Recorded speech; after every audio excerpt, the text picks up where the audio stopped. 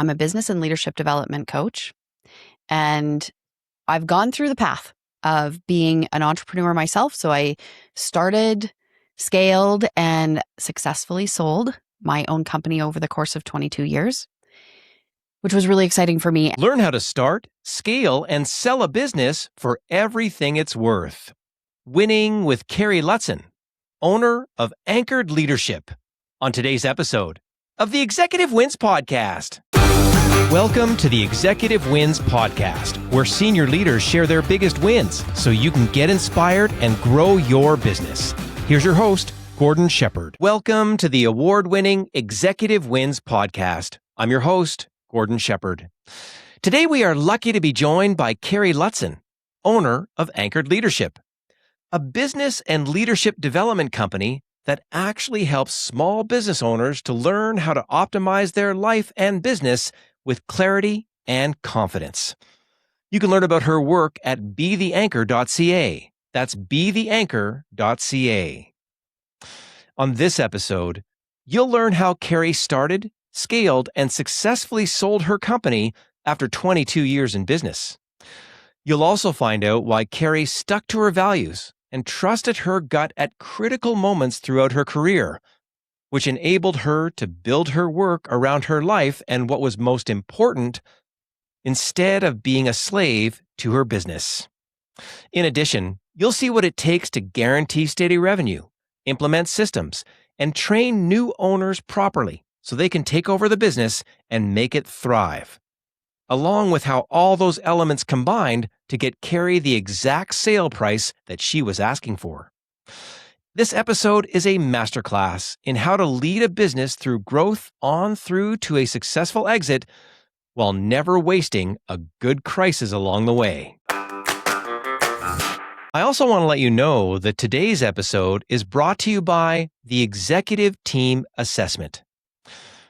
The Executive Team Assessment helps you to discover exactly where your leadership team is winning, where it's losing momentum, and what to do next. It involves a 3-step process. In step 1, we interview individuals on your leadership team to find out what's going well and what needs work, along with examining relevant documents, including your strategic plan. In step 2, we'll do an analysis of all the information and deliver an easy-to-understand report, along with doing a detailed presentation to your entire executive team. Finally, in step 3, we'll deliver a 90-day action plan, along with following up to keep everyone on your team accountable. For executive teams who really want an objective and experienced outside facilitator to help you to improve performance and make your organization more profitable, the Executive Team Assessment is a great choice. Visit executivewins.com/executive team assessment to learn more, or send an email directly to me at gord@executivewins.com. That's gord@executivewins.com. I also want to say thanks to you, because the Executive Wins podcast now has more than 56,000 views and over 590 hours of watch time on YouTube, along with more than 2,600 audio downloads on Apple Podcasts, Spotify, and wherever you listen. And of course, I am so grateful that the show won the Best New Podcast Award in the Quill Podcasting Awards in its first year of production. I also want to remind you that this interview follows a specific format that I created called The Anatomy of a Win to help you learn the strategy, work plan, people, operations, and results behind every business win that you hear on this show. Because when you master this framework, your business will become more profitable. And now here's Kari Lotzien with her executive win. Carrie, welcome to the show. Thank you so much for having me. Thrilled to be here. It's just, we are so lucky to have you here, having spent a bit of time with you and having gotten a referral to you from someone that I trust is really an important part of starting out to get a chance to meet you and then spending a bit of time with you to learn about the integrity and depth of the work that you're doing to help all kinds of leaders in such a wide variety of situations, and layer on top of that a multi-decade business ownership story in there too, where you've earned it. I mean, you're talking from lived experience when you're walking in the room to do the work that you do now. I mean, the impacts are just far and wide. So thank you so much for spending a little bit of time here with us. But, there's a lot of people that haven't met you just yet. So if you had to describe yourself or introduce yourself, what would you say? Ah, well, first off, I'm so grateful for the introduction. And I think that's one of the most impactful things in business is the great people that we get to meet and be introduced to. So before I talk about myself, I just want to acknowledge that. Um, how would I introduce myself? I think right now I'm a business and leadership development coach, and I've gone through the path of being an entrepreneur myself. So I started, scaled, and successfully sold my own company over the course of 22 years, which was really exciting for me. And I did that going through phases of development as an entrepreneur and then coming into my second career as a business and leadership coach in being a champion for small business. I think that we're in a pretty unique place in the economy and in the world right now when it comes to small business, and I feel there's a ton of opportunity there, and I really want to just support small business owners to have a more holistic approach to business. Interesting to hear you at this moment in time. If you make a successful exit from your, first business, you're not Mhm. just sitting on a beach somewhere hanging it up and, sort of taking it easy. Like there's something where you're dedicated in there. And I just need to put a bit of meat on the bones about your business. Tell me about the nature of what that business was and maybe just a little bit about the startup and maybe highlights in that moment. Just what was the business and some of the highlights there? So I owned a private rehabilitation clinic. So we were a multidisciplinary clinic focusing primarily on pediatric therapy services. And I often joke that I came to entrepreneurship through the back door. I had no intention of being a business owner at all. I was raised by a family that the entire goal was that you got a government job with great benefits and a pension. You stayed there for 40 years, you retired, and you moved on. I started on that path. I went to university, I got the degree. I was an occupational therapist by trade. I did work for Alberta Health Services for a few years, and something happened within me while I was in that role that I would constantly be thinking, there's a better way to do this. If I owned my company, this is how we would do it, or this is what I would try, or this is what I want to explore. And it surprised me, to be honest. I didn't know that I had that part. And the kind of the catalyst, I guess, was when I had my first son. And now this is really going to age me. The day that I dropped him off for his very first day of daycare was 9/11.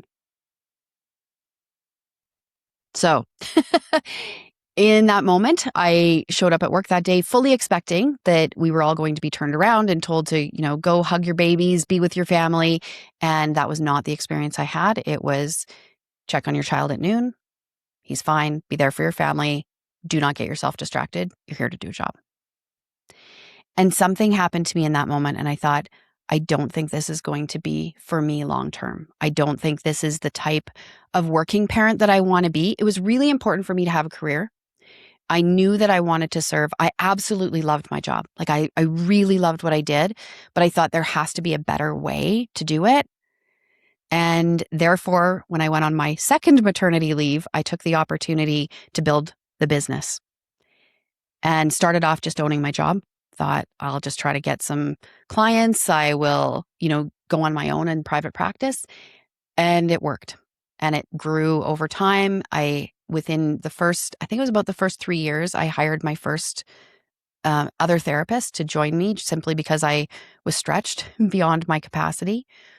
And I think it wasn't until I had hired my third therapist that I realized, oh, I think I have a business. I think at that point, I just thought we were a group of people that were just trying to do great work. So that morphed, and I started to really lean into what opportunities are there. How can we do things differently? How can we truly serve our clients well? And that grew over 22 years, and then got to the point where it was bigger than I think I wanted or felt like I could really lead well at this point in my life and my career. And that's when I moved into selling it, which that happened right in the middle of COVID. So there's some interesting stories around there as well, which I mean, every entrepreneur has stories of the highs and the lows and everything in between of what that was. But yeah, that was Well, and there's my a through journey line of into wanting to help and do it better that's through the whole thing. I can hear that. Like, you know what I mean? consistently. From the university Yeah. days on into that early days, on in through that business piece that you're talking about describing in there. My son just turned 25 today. And I'm having that moment of like, oh, I remember when he's like around 18 and we weren't driving to hockey rinks anymore and having that kind of moment. How Right. neat that you are, those big events helped you to take action. There's a lot of people where the big events don't motivate a change. You know what I mean? You were in your career. You probably could have stayed there for the 40 years, like you said, but there's something in you that wanted to go make a difference and something in you that became an entrepreneur, but not through, I'm going to be an entrepreneur. It's just you wanted to do good work and then you grew this business around you. Obviously, you did it well. So whether you're an instinctive entrepreneur or not, that was there for the taking. And how nice then that you scaled it to a point and recognized as a leader that that wasn't right for you at that scale. That's really interesting. Like there's a lot of ego can hang in there for too long if that's what's making you unhappy, right? But you actually made that exit scenario, and I'm sure we could talk on and on and on about how that goes there. But we really get a sense now of who you are, why you're sort of where you've arrived to what you've done, and how lucky for people that you would be helping that are business leaders, organizational leaders, to then you with your pedigree of experience coming in there of like, been there, done that, know what it's like to just drag yourself in with a cup of coffee, know what it's like to get those highs, hire that next person, empower staff, help your clients. I mean, I can hear all that very, very clearly. Well, that's great. So that leads us to our first question in this interview, which is if you had to describe your biggest win in the work that you've done, maybe over your whole career or whatever you want to pick out, please, what would that win be and how would you describe it? Yeah, I think my biggest win in business, of course, like I could tell you all about my amazing family. And as you've alluded, when you have kids in their 20s, there's some real pride there.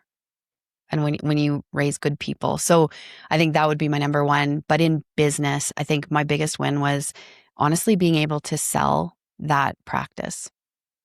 Um, Looking back, I think that's where I really recognized what a win it truly was at the time. And I would say that was a theme throughout my entire career is I didn't always recognize the win when it was present. I often recognized it after. So I think that's why I love the anatomy of a win because, hindsight's 2020. And at the time, I actually did not recognize what an amazing thing that had happened. I sold my practice to one of my employees, which I was really proud of. And in that transition, she was really set up for success. My team was set up for success to be able to continue on. And I have a real, such a sense of pride when I see that business still serving and growing and doing so well now. So that absolutely my biggest win in business was Doing sale. a successful sale and doing it right. And we're going to unpack that for sure. And it's funny that you said that thing about I didn't recognize those moments along the way. I was giving a talk the other day on the how to win when you're feeling lonely as a leader. And a senior leader of a significant organization said, just had that stunned pause moment of like, wow, we never hit the brakes to celebrate where we are right now. And I'm amazed when I ask that question, like origin story for me around where I'm at now in the executive wins moment is when I was in a workshop teaching funny enough, about effective meetings. And I said, oh, by the way, how do you celebrate when something goes well? And no hands go up generally. And then I said, does anybody have a wins list?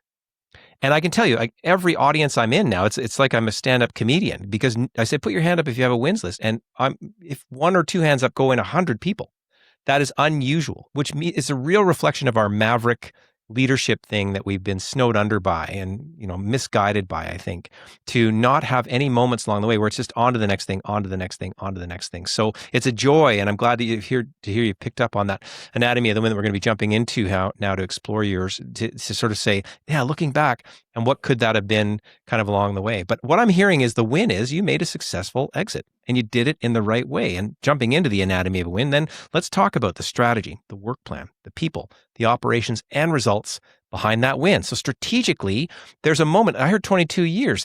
So if we talk about exit tell me what year, so if you had to make that exit, how many years out were you when you knew you were going to exit to start to get this set up and do it right? How many years did that take? Well, the first thing I want to acknowledge here is it ties in with the celebration. I think part of the reason that many entrepreneurs have a hard time celebrating is because we often start the new thing before the old thing wraps up. So there's not that sense of pause. And I think that's what it was for me. There was a lot of overlap. And I feel that what that did for me and for my nervous system was it gave me that sense of stability that I wasn't, you know, completely moving away from one thing and on to the next. And there was this chasm in between. I often overlapped. And when you talk about the strategy, this thing had been brewing. I had been questioning for a solid 5 years. Was it time? Was it time to move on? What did I want for my life? The challenge was every person that I reached out to get advice, right? So I'm a huge believer in advisory. So I would reach out to business coaches and lawyers and advisors and accountants and financial planners. And I would say, okay, so here's what I'm thinking. And every single one of them said, don't do it. Don't sell. And I know it was because our business was at a stage of incredible growth. And what had happened is when I had made the internal decision that I was ready to let this go, I became deeply committed to ensuring that we had a very solid revenue stream so that when I let that go, I knew that it was going to be okay on its own. So the business had a lot of strength. And everyone that I talked to on my advisory team said, but if you held it for another 3 to 5 years, we could probably triple what you would get back out of it. And doesn't that speak to you as a person? Somewhere early on, you were supposed to go do a 40-year career in Alberta Health Services, and you didn't do that at that point. And then consistently, here you are again. You've got probably solid advice. Do you know what I mean? If you're talking about EBITDA and you would have gone through all the sort of how many times, and you're talking about a regular revenue stream with customers, that it's a very viable business. If again, it's the same thing, not dissimilar to all the chiropractics and dental practices that get those established as bases as you kind of go forward, but you didn't. That's really interesting. So strategically, if we look at vision, mission, values, what values scream through with that internal voice? How do you describe your value set that you're going to go against the advice in a sense? How would you describe that? And I think to acknowledge, you're absolutely right. Like these people, they were giving good advice. They knew exactly what they were talking about and they were absolutely right. And cognitively, I knew that. Right. And there were some people I often giggle because there was 2 times in my life that my dad told me, this is ridiculous. This is the dumbest thing you've ever done. Once was when I started my business and the second was when I sold it. So I think it would not have been uncommon for people to say like, what is she doing? This is crazy. And I think coming back to the values is that I have this ongoing belief that your business needs to fit with your life. And the truth is, who I was as a 20-something entrepreneur with young kids who was starting this rehabilitation clinic, that person had changed. What I wanted in my life had changed. And I had to not only look at what was viable, what was profitable, what was going to contribute to my retirement, but I had to look at what was life going to look at between the point that I am at today and where I was going to be by the time that retirement happened. And no one could answer that for me. No one could reason it out when it came to an EBITDA number or a profit number or a growth number. It was an internal thing. And I had to sit with myself and say, what I want in my life right now is flexibility. I want to be able to travel and to do that consistently. And it was really important to me that whatever I did next was location independent. And when I sat with that and went through and thought, okay, so could I stay as owner of this business and not be in it in the day-to-day operations? So that was an option. But knowing myself, like checking myself, and as you said, like I've never shied away from the hard work. So to sit back and not feel like I carried responsibility within the business, I knew that on a personal level, that was going to be difficult. That's not the case for everybody. And I think this is where what I do now in talking to clients is you have to decide for yourself how your business fits with your life. And it's about designing it to make sure that that works. And there's multiple ways to do that. that was the value that I had to really lean on is, what do I want for my life? What do I want for my life? And being in a moment where I'm going to say most entrepreneurs don't let go. Right? The letting go part, especially when it's cash positive. It's one thing, if things are bad, but when it's cash positive, that would be a really difficult thing to do, except in the strategy, when we think about the value set, you're being true to yourself and you're really, really clear. There's a heavy lift you've done in personal development and leadership development or whatever that got you. Yeah, I mean, you're speaking very Stubbornness, articulately. I don't know. But you're speaking very articulately right now. You know what I mean? But that clarity of like knowing who you are and when to do the right thing for yourself and your family, has that always been there? In a sense, and maybe it has because it's 9/11 and boom, you're going to make a change, and then now you're at this moment, you're going to make a change. Like, has it always been there, or did you need to sort of earn that in a sense through self-reflection and that kind of thing?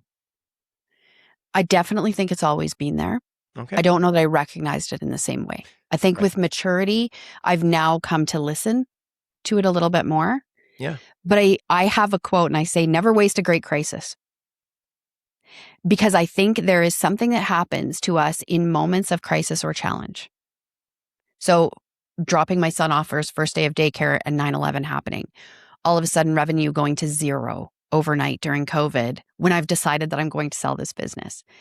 I think anytime, whether it's a health scare, whether it's something happening in our family or a world event, there's these moments that I think we get really, really clear.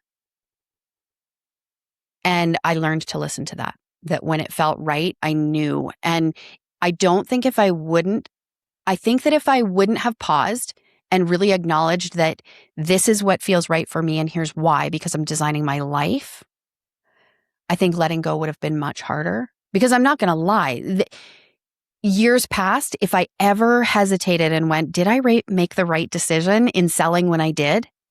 It always had to do with the financial piece of it. Like, did I walk away too soon? Did I check out? But when I compare to the designing my life side, I've never had a regret. And that's super clear. Again, a lot of folks just don't get clear in that to that level of clarity. And the pause thing that you gave yourself, whatever that gift was, instinct, gift, whatever you did to get that pause, to be able to allow that to occur, that is just absolutely remarkable. Well, congratulations. I mean, that's, again, I think so many folks, especially in that moment, would have a hard time because the money's the motivator. It's not in your case. You're saying lifestyle and balance and design was really, really important. And I think that's a really great message for anybody that's listening here. Having been in the room, coaching wise, often you're reminding me of moments where I look at somebody and I say, they're like, oh, I've got to let somebody go, or I've got to make this big decision or whatever. I'm like, what's your gut? And they often Yeah. answer just with super clear, like just the way you're sounding. It's like, to me, you're sounding like after that question was asked, either from yourself to yourself or whatever, because your gut really understood what you needed to do. But a lot of people will put a lot of noise in front of making maybe what feels uncomfortable or whatever that is, although it didn't sound like you felt uncomfortable at all. I'm just saying there's a real understanding of yourself to get to that moment. So now we understand what the win is. You made this successful exit. We know some of the strategic underlying parts. Funny enough, dollars, no, yes to life and whole life living. And lucky that you were able to do that as well. The I timeline wouldn't piece say around, dollars, no. I want to preface that. So I'm not one that's like, oh, money doesn't matter. Let's just live the life I want. Money was also important. Like, I did want to find the balance. So I want to just highlight that I no, wasn't. I'm yeah. I don't mean to diminish that. I just mean to say it wasn't the number one priority for you in terms of the, Yes. again, and that's up against the advice that you were mentioning along the way. There's this 5 years. So it was it 2020 when the idea sets in. So it's 2020, pretty remarkable time. As everyone thinks back to March 2020 when those green hats were out for St. Patrick's Day, and then they never came off those office desks because they had to stay there for a year when everybody had to return to work and do those things. There's the idea, and then we come to this moment in time. What year was the sale? 2022.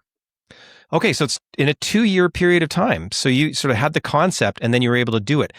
What started to happen? What are the highlights in the work plan that made it so successful? Because you said I had to guarantee revenue in a sense, or you did your best to make sure it was rock solid. You made sure to have a successor, which means you would have done a lot of planning in there in terms of what it was. You were optimizing for EBITDA. You would have been optimizing for a Yes. sale price that was optimized to the best level that you get it to by that time. What are some of the highlights in that timeline of 24 months, in a sense, Mhm. that made it work? might be best to start off with the low light. So I remember so clearly. So I had made the decision internally. I had set the plan in motion that I knew I was going to sell. So my husband and I had taken a weekend away in Canmore. We were finally getting away for a long weekend, and I had booked an extra day, which was really difficult at that time in a growing, busy business. And my phone started ringing on Saturday night, and it was my team saying, we're worried. What happens if? What happens if all the schools close? Because at this point, our revenue was linked to providing services for schools. And in that moment, I said, we need to divide this out. What do we know for sure? What are we worried about or afraid of? And what is something that we have absolutely no control over and it is wasted energy? And I said, let's just put it into categories. Now, I didn't have a plan for that. Part of me, I just needed to get my feet on the ground and figure out what was going on. That's where we started. And then 24 hours later, schools closed. And our revenue went to zero overnight. That was my entire revenue. So I've just made the decision. I'm selling this business. And now I don't know if I have a business to sell 24 hours later because all of the fear. What am I afraid of? What do I think might happen? Right? So our revenue may go to zero. What does that just do for the saleability of my company? And I thought, okay, well, if I stay there, that's not going to get us anywhere. But I knew I needed to dig deep. I knew this was a moment where there was no going back. And I say, crisis creates clarity. I had never been more clear. I knew that my number one priority was my team. I had an amazing team of really strong therapists, and I felt instantly responsible to their mortgages and their bills. And I thought, if at all possible, I just won't let them go. So we held a team meeting. We all came together and I said, okay, here's what we know for sure. Schools are closed. Here's what's going on. Here's my plan. Here's our options. What would you like to do? And my team across the board said, lay us off. Yes. That was exactly my reaction. What? Like, I thought, now this is it. House of cards. The whole thing has crumbled. It's done. But I trusted them. I trusted that for them to feel safe. And when they explained to me why that's what they wanted, they said, Carrie, if our fears come true and this is long term, there are going to be so many applications that are going in for unemployment insurance that it might be months before we get any money. And we're really afraid. I couldn't deny it. So as much as I did not want to, I laid them all off the next morning. In the midst of tears and ROIs, and it was crazy. But I did it. And then I got really serious as to what am I going to do to get this back? So we pivoted really quickly. I reached out to every single school division that we were involved with. I said, we have already started the process. So we were already ahead of the curve a little bit. We had gone to online reporting. So we had eliminated paper files. We had already started to explore doing video therapy, but it was in a platform that was conducive to the Privacy Acts in Canada. So we were set up. We were ready to go. I just had to now pull the lever to make it all happen. So I dedicated 10 solid days to learning everything I could about this program, talking to everyone I could, and thought, I'm saving this thing no matter what. And within 2 weeks, our entire team was hired back. And we were off and running. So in that time, I didn't actually lay off one person permanently. Wow. I mean, that is just unbelievable because of your own loss of the last 10 years of your own life during that 2-week period. You know what I mean? Like there's just the pressure would have been. The number of grays. Absolutely. And what a remarkable moment. So there you were, thought you're out of business. I've heard that multiple times on the podcast. Sean Hoff was on from Moniker Corporate Events. It's March 2020. Things are good. It's April 2020, $0. Yeah. They went to online. They ended up doing online murder mysteries. They sold more. They did more in revenue that year with online murder mysteries for their corporate clients who needed something. And then they came back stronger. And he maintained the team. Interesting that you were able to double their revenue. You doubled your revenue in the COVID days. Isn't that? And you couldn't have, again, talk about selling your business. And it was a lucky thing to go through torture to get to the other side on the revenue side for sure. Right. Yeah. And What? I would be absolutely remiss to say that I had that planned out or that I knew. I think it was just when there's no other option and you think, okay. And the one thing that I had is I trusted my team so fully that I was always willing to say, okay, I will take the hit if that means you will feel more stable. Well, and I'll just jump in and say the leadership masterclass that I'm picking up in here is there's little moments of like your first moment in that conversation that you had with your team. You sounded very, very clear.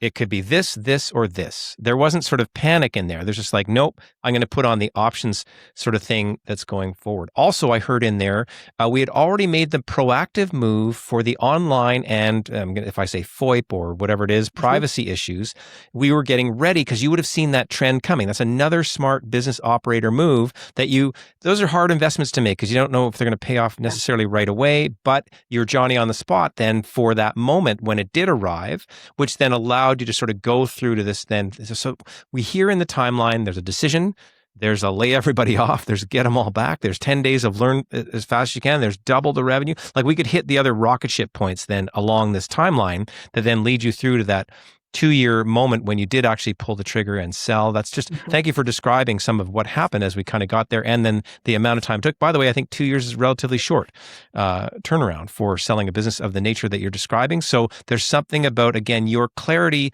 of internal understanding of what you needed to do and then being able to execute on that. That's another piece that leaders are going to take a lot away from when they listen to this story on the podcast for sure. So now we've got strategy, work plan. There's always people involved in a win. We've heard a lot about you and your grittiness in a sense through this 2-year period. But how would you describe your own attitude at the beginning, when you made the decision and on through the 2 years? Is it roller coaster, easy sailing? What do you think? Oh gosh, no, not easy sailing.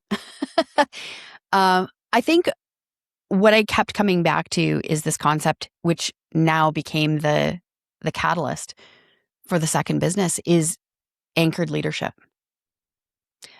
What I knew in that moment, and I have kind of a funny story about it. My husband, who I've been with now for over 25 years, his grandfather used to call me the anchor. And at the time, I actually thought he was calling me the ball and chain. Like I thought he was saying like, oh, you're the one that holds everybody back. And over a cup of coffee one day, he says to me, no, Carrie, like, it's not that. He said, when the seas of life get stormy, and they always will, it is not our job to calm the waters of the ocean. It's not our job to start captaining everyone's ship. It is our job to be the anchor. And he said, that's what you do.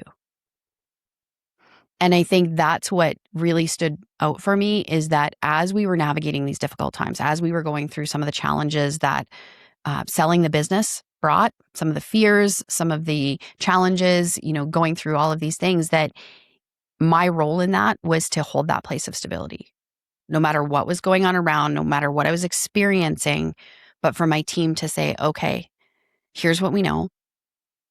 Here's what our options are.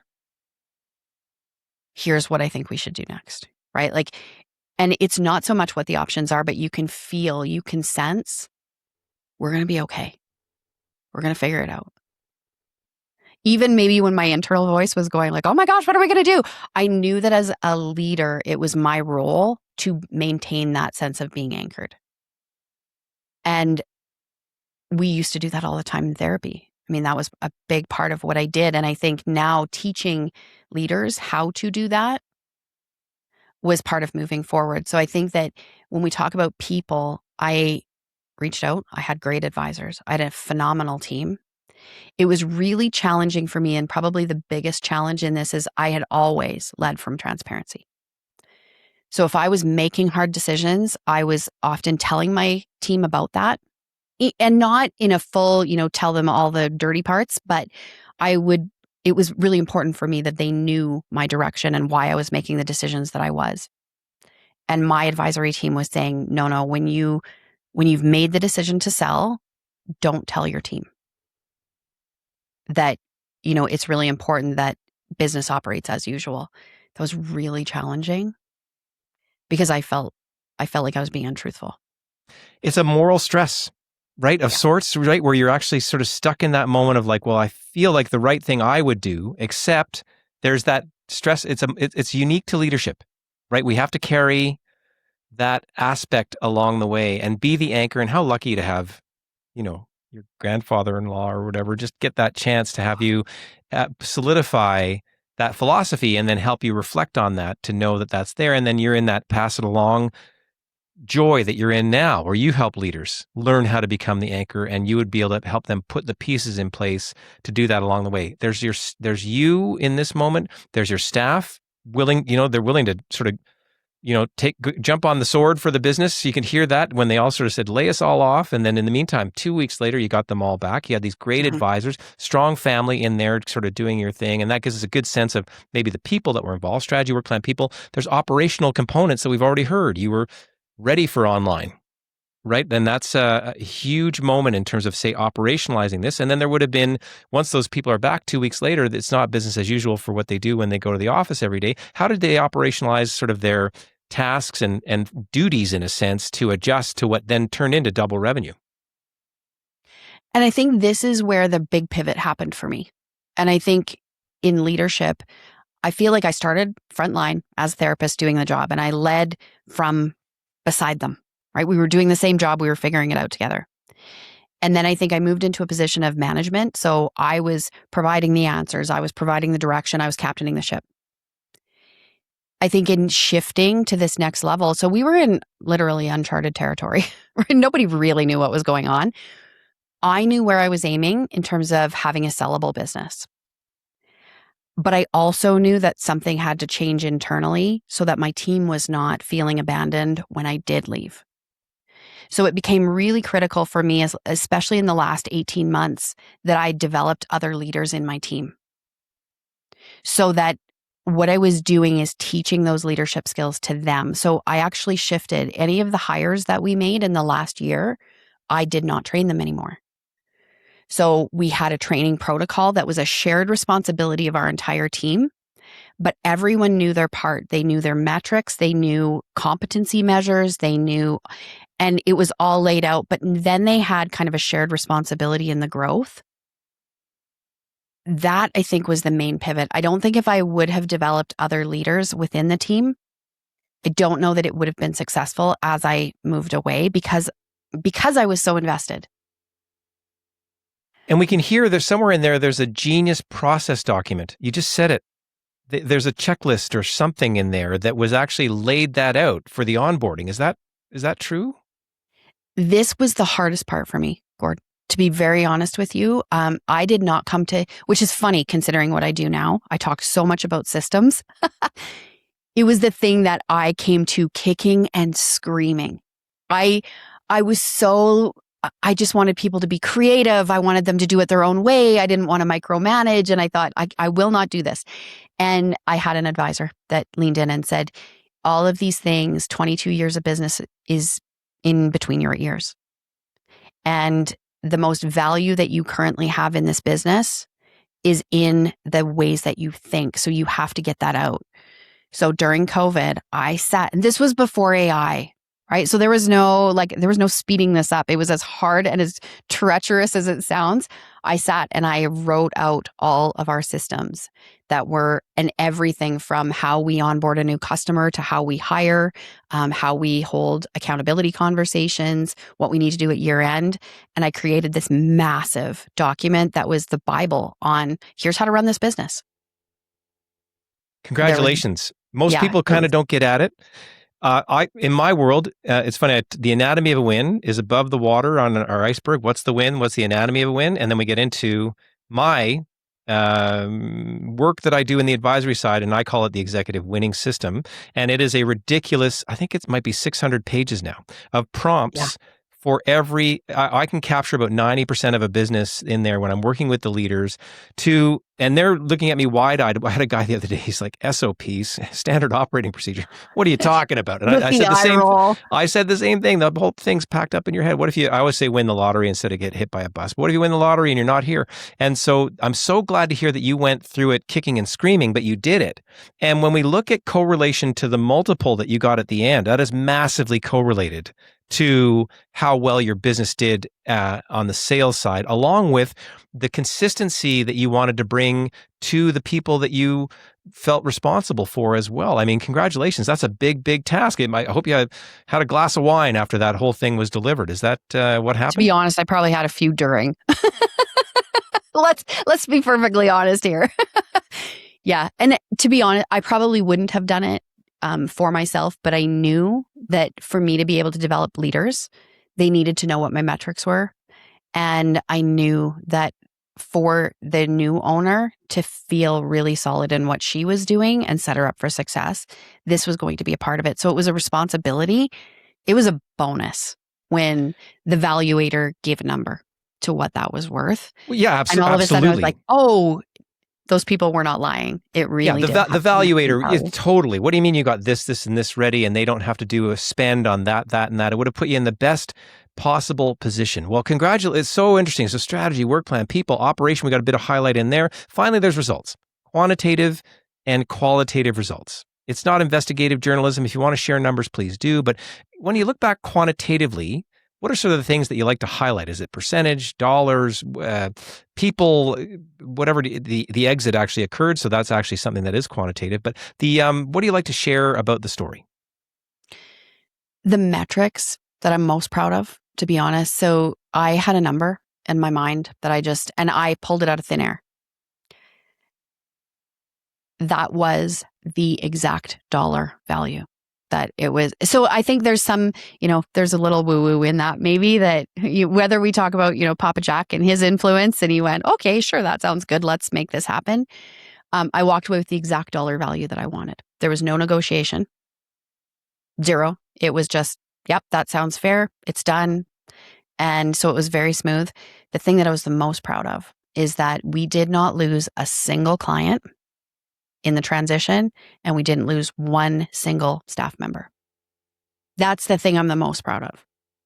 That's remarkable because when ownership changes, churn is inevitable. It's built in. You build in that factor often to the half or more kind of thing in terms of what that could be because you're out the door.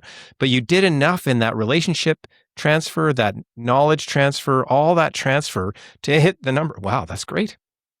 And I let my team show up at the table.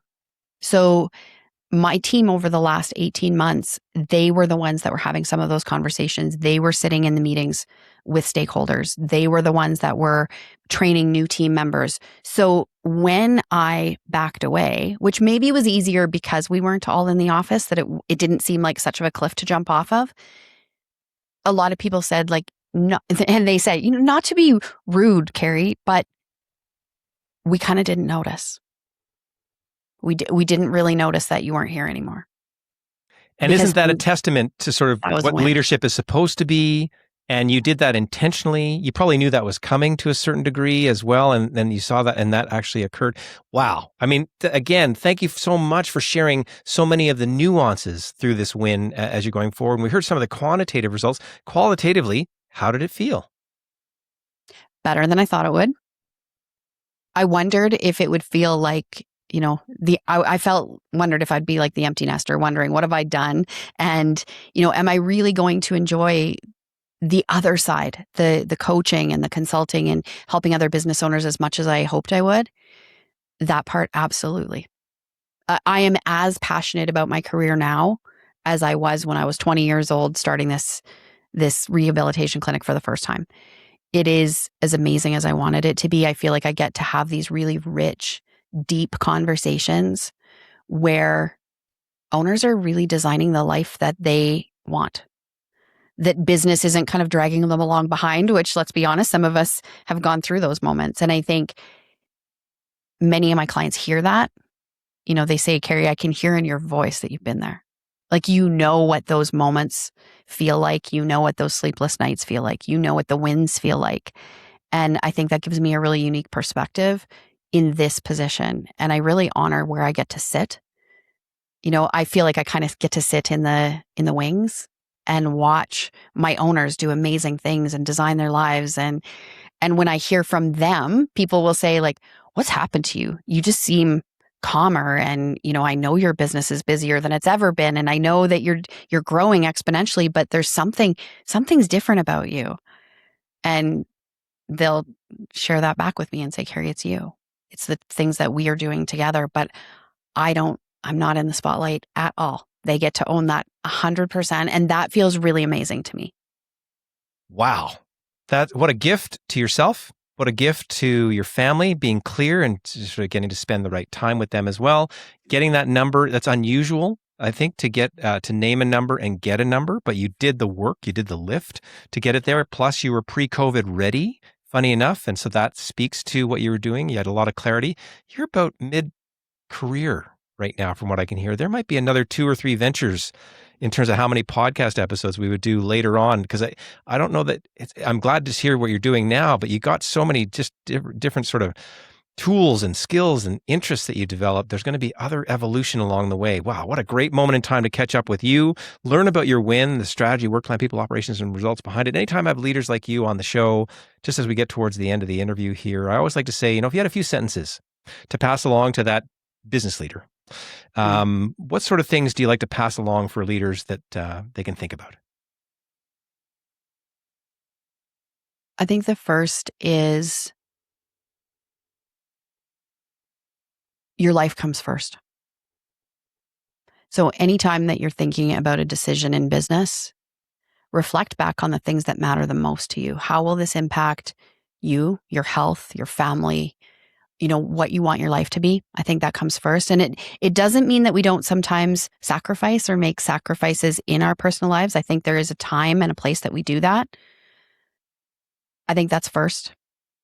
And I think the second is don't be afraid to move into a position where you are developing other leaders. I think that is the legacy that any entrepreneur should leave, whether it's, you're developing leadership skills in a 15-year-old who's, working the counter at your coffee bar. I think that's our legacy. Don't just do it yourself. Don't put it all on your own shoulders, but develop leaders behind you, because that is what will allow whatever you create to continue after you are off, hopefully holidaying and drinking great wine in another country, but you feel like you've really left something that has meaning behind you. Wonderfully said. Thank you so much for being on the show. Oh, thank you so much for having me. And I have to say, every episode that I've listened to of this podcast is so incredibly valuable, and to hear all of the different experiences and how people got to the point in their journey that they are.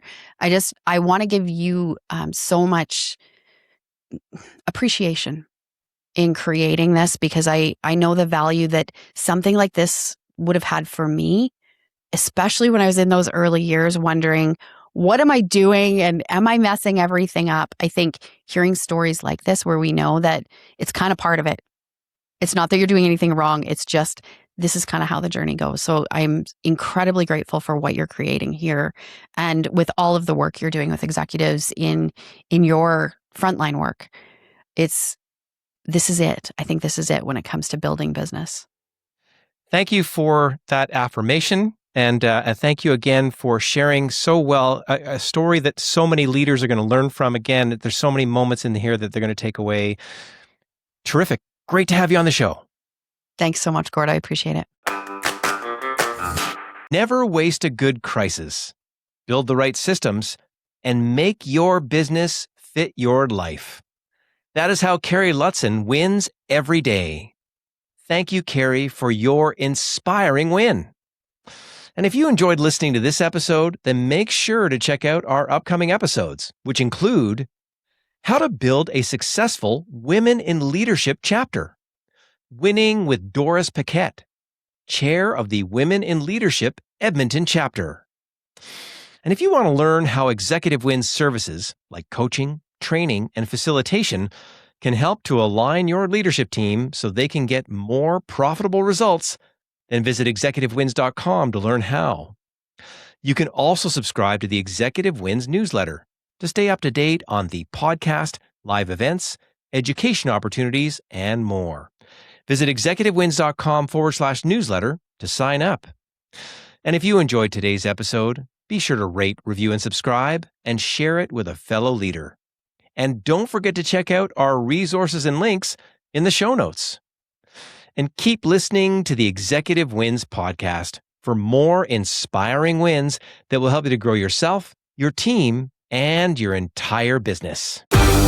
Thanks for listening to the Executive Wins podcast. Make sure to rate, review, and subscribe as we bring you more inspiring wins from outstanding leaders so you can grow your business.